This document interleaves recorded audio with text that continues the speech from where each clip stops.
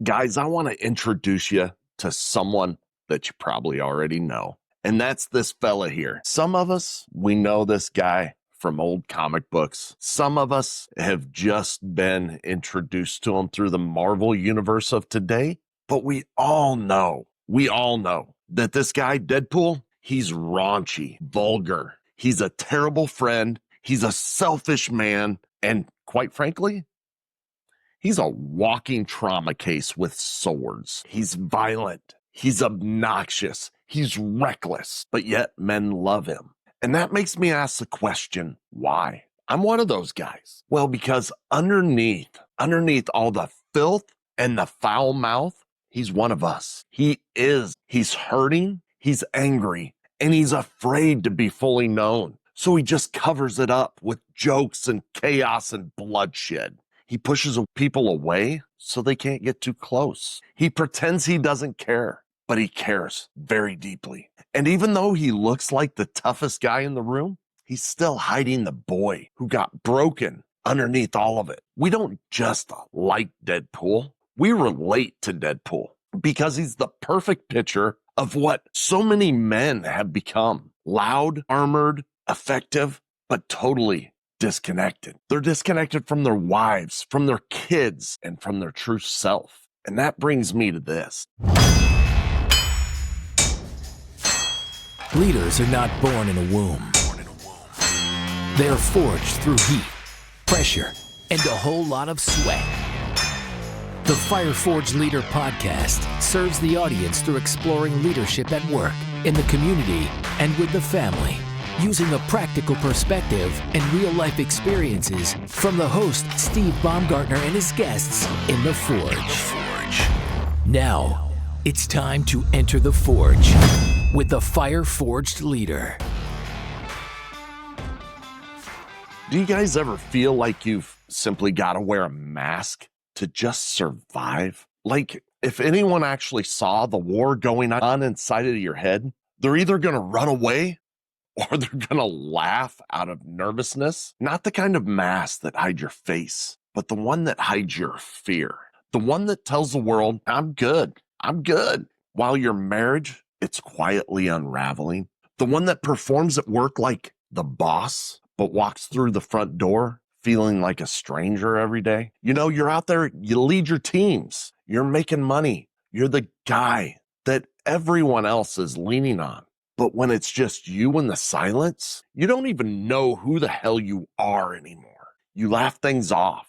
You crack jokes. You bury your pain under that sarcasm. Because that's easier than saying, I don't feel respected and I don't know how to fix it. Man, if that's you, you're not alone. You're not alone. You're simply armored up like Deadpool, hoping the world doesn't notice the bleeding that's underneath. This episode of the Fire Forged Leader podcast isn't about this fictional hero. It's about the man behind the mask, you, and what it looks like to finally stop hiding and start leading again from the inside out.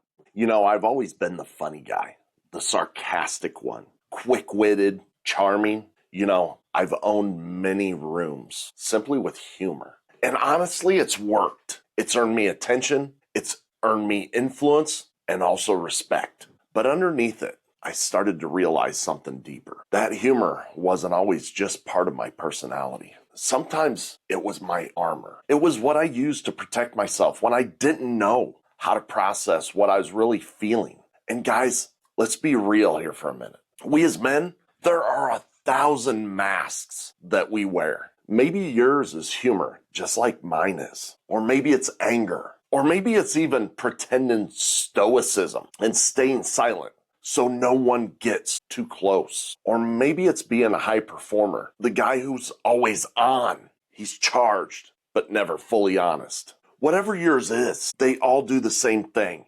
They keep us from being seen by others fully. They keep us from being known. They keep us from being free. For me, that mask started back before I was adopted. I figured out pretty quick that if I could make other people laugh, they weren't going to dig deeper. They would like me without really knowing me. And I'd feel safe in that. But that same survival strategy that I used as a kid, it also followed me into my manhood. At work, it's helped to make me successful. It's helped for me to build bridges with people, but it's also burned them. And at home, really, it gave me a place to become more and more distant with my family. When my wife needed my strength, I would often give her my sarcasm. When she needed me to be her anchor, I joked to keep control. When I was hurting, that mask, it turned into sharp, and I cut her without meaning to. And with my kids, I see pieces of that in each one of them now, especially in my adult children. The deflection, the avoidance, humor in awkward places instead of honesty. And I realized I didn't just pass down those things genetically. I modeled those behaviors. I didn't show them what a strong man looks like when he chooses to be emotionally grounded and when he chooses to be spiritually rooted. At times, I showed them really a narcissist because that's what masking pain without purpose turns into. But I want you to hear this, guys. I want you to hear it loud and clear. You don't have to keep on hiding. You don't have to keep performing. And you sure as hell don't have to do it alone. Guys, God has a design for us. And as I stepped into that transformation, I had to ask myself, what does God actually say about being a man? Culture gives us two options. We can either be emotionalists or we can be emotionally reckless. But God's word gives us something better. So let's just look at Jesus for a minute. He flipped tables in righteous anger. And that comes from Matthew 21:12-13. And I love this part about Jesus, but I want to call out that it's righteous anger. And that's not how he acted all the time, because he also wept at the death of his friend in John 11:35. He also rebuked injustice and called out hypocrisy, but also pulled away to grieve, to rest, and to feel. He was never out of control, but he was always real. He didn't hide behind armor. He led in truth. And in Proverbs 20, verse 5, it says, "The purposes of a man's heart are deep waters, but a man of understanding draws them out." Men, you were made for depth. You were made to carry this strength that you have and the emotions that you were given. God's design is both. It's duality. It's power that's under control. It's truth that's spoken in love, and it's leadership grounded in presence. Guys, I'm going to give you a 6-part framework today that is called UNMASK, and it's the path to reclaiming the man who's underneath. So if you're ready to take the mask off and step right into the man that you were created to be, this right here is the path to pull that mask off your face and start being the real you. And we're going to start with the you portion, and that's uncover the mask. And I'm going to give this to you in 3 parts. It's called PACK. It's principle, action, and then a challenge. So for each one of these 6 steps, there's 3 parts to it. Ready to get it on? All right, you uncover the mask. The principle behind this one is that you can't defeat something that you refuse to acknowledge. So you got to uncover the mask. So here's how you do it. This is the action step. I want you to write down 3 moments this week. I know they happen. 3 moments when you defaulted to humor, anger, control, or silence in any relationship. This could be at home with your wife. It could be at home with your kids. It could be out in public. It could be in society. It could be at work. I don't care. But there's going to be these times, these 3 moments this week when you defaulted to humor, when you defaulted to anger, control, or silence. Then I want you to write down the emotion that you were avoiding in that moment. So, for example, I talked about sarcasm when my wife would hurt me. Some men resort to silence when they're hurt. So I want you to write down the emotion that you are covering up in that moment. And then finally, the challenge. I want you to sit down and think about and write down the answer to this question, which is, when I feel out of control, what version of me shows up? And that brings us to the second step of this framework. We have you. Now it's time to go to N. which is name the wound. So believe it or not, guys, everything comes from something. Everything comes from something. It sounds like rocket science, but it isn't, right? Most of us carry wounds around with us every single day. They might be daddy wounds. They might be mommy wounds. They might be something someone said to us in grade school. Everyone carries around wounds. So I want you to sit down and I want you to take maybe 30 minutes alone. And I want you to pop out a journal, right? I need you to pop out a journal. Guys, you should always be writing things down. Pop out a journal. Take 30 minutes and I want you to finish this sentence. The first time I remember feeling like one of your three emotions, and then I want you to write down how it still influences you today. So I want you to, your prominent emotion. The sentence is, the first time I remember feeling blank emotion was, and you're going to write that out, and then you're going to follow that up by some reflection and write down how that still influences how you act today. And the challenge in all that is, what am I afraid people would see if I stopped hiding? So guys, I don't know if you see how we're doing this here, but when we go to this name in the wound, what we're doing is we're going back to a single point in history when we first started feeling this way about ourselves. And we're going to just rip off that Band-Aid. We are going to rip off that Band-Aid. There is something in our history when we started feeling a certain way. This is our time to look it in the eyes. So we have you, we have N. Now it's time for, and this is where we're going to get spiritual. We're going to meet God in our mess, and he's waiting for us there. So the principle is healing begins at the exact point that our pride dies. Let me say that again. Healing begins at the exact point where our pride dies. And the action that I want you to take in all this is, I want you to read Psalm 51 out loud. I want you to sit down, open up your Bible to Psalm 51, and I want you to read it out loud. When you're done reading it, I want you to sit down and pray. I want you to pray something like this. God, I'm tired of pretending.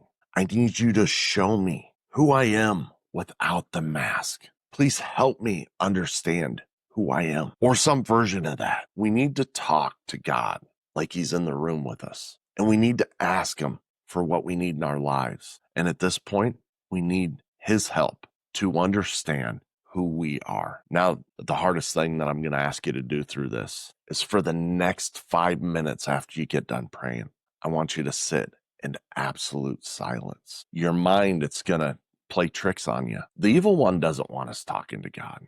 He doesn't want us to have the answers. So as we sit in the silence, if our mind starts to creep in, if it starts to create noise, if it starts to tell us we're not good enough, whatever the case may be, I want you to think of a river and there's a leaf floating down the river. Whatever thought that is that's not on God, I want you to pluck it out of your head, toss it on that leaf and let it float down the river. And I want you to pray again. God, please show me who I am. And do this as many times as it takes.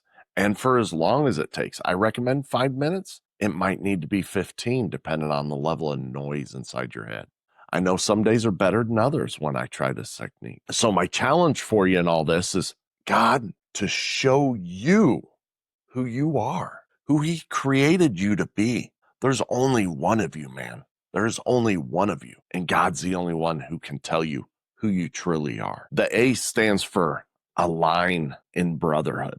So I've said it once, I'll say it 100 times. Lone wolves, they die alone. That's the principle behind this. So the action that I want you to take is I want you to think of one man who wants the absolute best for you. And I want you to text him. I want you to call him. I want you to do whatever that gets you a response back today. And I want you to tell him something like this. Maybe his name's David. So let's just say, Dave, I'm done pretending. Will you help hold me accountable to lead in truth in whatever area of life you need him to? And have that conversation with another man. And the challenge in that is finding that man, finding that brother who can speak truth into your life, and also to challenge you to listen. Now, let me define accountability here. Accountability is calling you out when you mess up. There's no doubt about that. But it's also someone who can say, dude, I think you're doing a great job. You are on target with this, and I appreciate what you're doing. The next letter is S, and that's for stand in the fire. And the principle behind this one is growth only happens when you stay when you want to run. And sometimes it's running when you want to stay, and you got to decipher that. But the action for today is I want you to schedule one hard conversation that you've been avoiding. It might be with your wife. It might be with your kids. It might be with your team at work. But I want you to schedule that hard conversation that you've been avoiding. I want you to show up. I want you to stay present. And the challenge in that is to stop choosing comfort when connection is more difficult. Stop choosing comfort. And that brings us to K, which is keep the damn standard, right? Once that we've done all this work, we need to hold the line. We need to keep the standard. And the principle behind this is discipline turns decisions into legacy. All right. The action that I want you to take here is I want you to review your week. And I would recommend that every Sunday night because it's the end of one timeline and the start of another. And I want you to look at yourself through a lens of truth. And how well did you lead in that truth? Where did you wear the mask that you've been wearing to avoid truth? And then I want you to set one bold action for the next 7 days and tell that brother who's your accountability partner. So the challenge in all this is, did I show up maskless this week? Or was I wearing a mask in some portions? Did I do it in my home, in my heart, at work, in my leadership, out in my community, wherever that case may be? Did I lead in truth? All right, brother. As always, you got a couple of different paths that you can walk down. Number one is you can keep the mask on. You can keep on pretending. You can keep on drifting. You can keep performing for people that don't know the real you. Or you can step into the fire. You can take that mask off and you can start rebuilding from the foundation with God, with truth, and with other men who refuse to let you quit. It's what we do inside of the Forged Leader Blueprint. We strip away the false armor. We call out the lies. We forge the man that you are created to be in mind, body, and soul. So if you're ready to lead without the mask, I want you to click that link below. Book the call, and let's rebuild. You have just experienced the heat and pressure of the Forge. Remember, words without action are meaningless. Now, after the heat of the Forge, shape your thoughts, quench your brain, then put your new tools to use, adding to your leadership. Tune in next week for more lessons from the Forge.